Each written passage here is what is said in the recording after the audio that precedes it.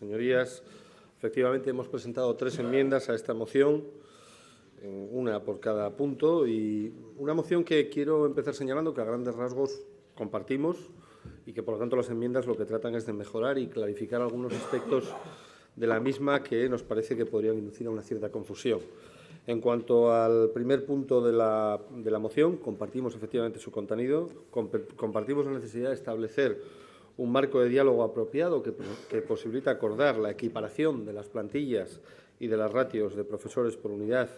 de los centros concertados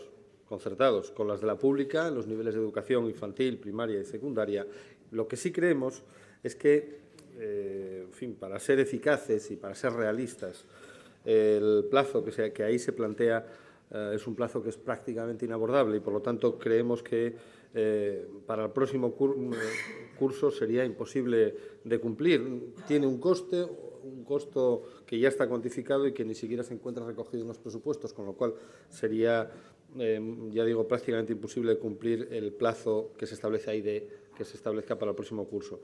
Somos más partidarios de una implantación progresiva a lo largo de los próximos 3 cursos. Ahí sí creemos que es posible esta equiparación de plantillas y de ratios.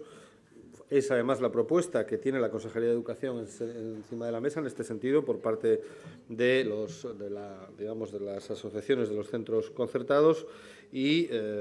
precisamente, ellos pretenden ese incremento progresivo en educación infantil para acercarlos a los asistentes en la escuela pública, una propuesta que nos parece razonable para garantizar precisamente una prestación homogénea dentro del sistema educativo público, pues reitero algo que se ha dicho aquí y que se ha debatido, la enseñanza concertada presta también un servicio público, el servicio público de la educación, y, por lo tanto, la Administración también debe garantizar su prestación en las mejores condiciones.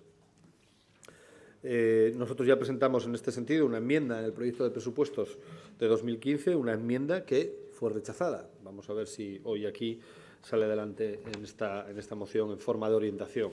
al Gobierno. En cuanto al segundo punto, también lo compartimos la necesidad de modificar esas tablas salariales que se aplican desde el año 2013 para abonar al personal docente de la enseñanza concertada en pago delegado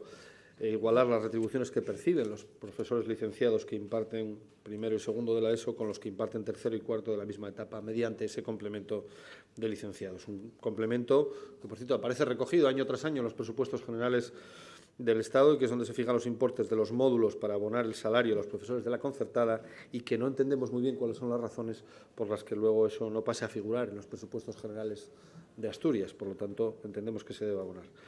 Tenemos la discrepancia respecto al punto B, en el punto B de ese punto segundo, en el que se solicita proceder al abono de los atrasos correspondientes a este concepto desde enero del 2009 hasta el actual año en curso. Bien, nos surgen dudas. ¿Por qué?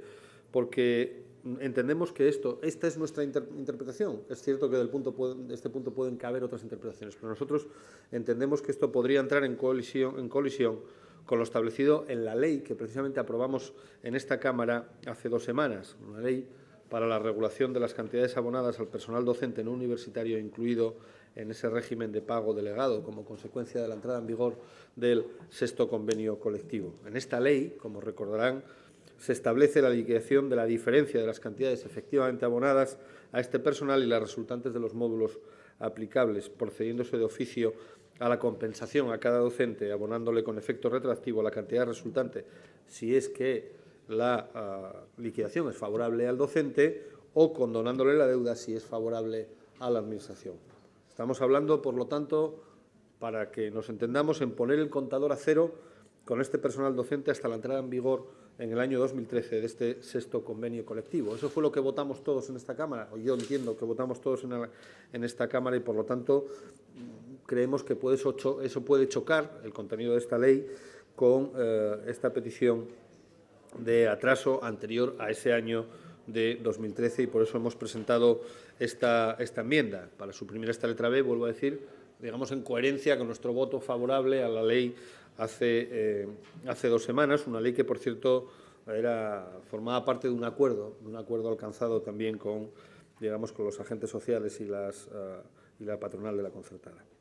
En cuanto al punto tercero, en el que se refleja la necesidad de equiparar las remuneraciones de los docentes de la concertada con los de la pública, estamos de acuerdo, poco que decir respecto al contenido de este punto, ¿no? Lo que se plantea es ni más ni menos que se cumpla la ley, lo decía el portavoz de Foro Asturias en su intervención, que se cumpla la ley, que es clara a este respecto, el artículo 117.4 de la Ley Orgánica de Educación, en la cual ya se establece efectivamente que las cantidades correspondientes a los salarios del personal docente de los centros privados concertados fijados en los módulos de concierto posibilitarán la equiparación gradual de su remuneración con la del profesorado público en las respectivas etapas. Es algo que no es algo nuevo y no es algo que tampoco la LOMCE haya modificado. Por lo tanto, figura ahí en la normativa legal y lo que nosotros planteamos es que se cumpla la ley y que se proceda, por lo tanto, a esa equiparación efectiva. De hecho, nosotros lo llevamos defendiendo desde hace varios años. Ya en octubre del 2012 presentamos una proposición no de ley en el Congreso de los Diputados instando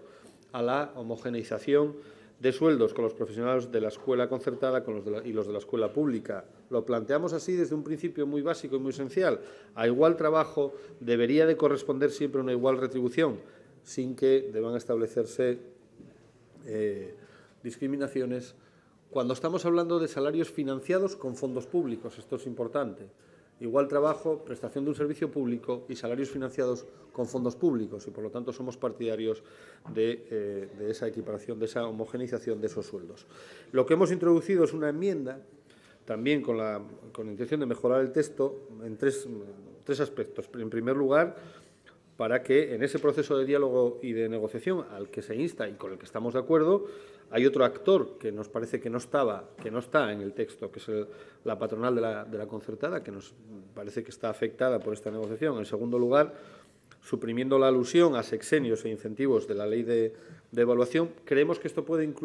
contribuir a generar confusión, a generar otros debates no retributivos, sino de otro tipo, y creemos que conviene, digamos, dejar establecido claro el principio sin lugar a ambigüedades. Y luego, en tercer lugar,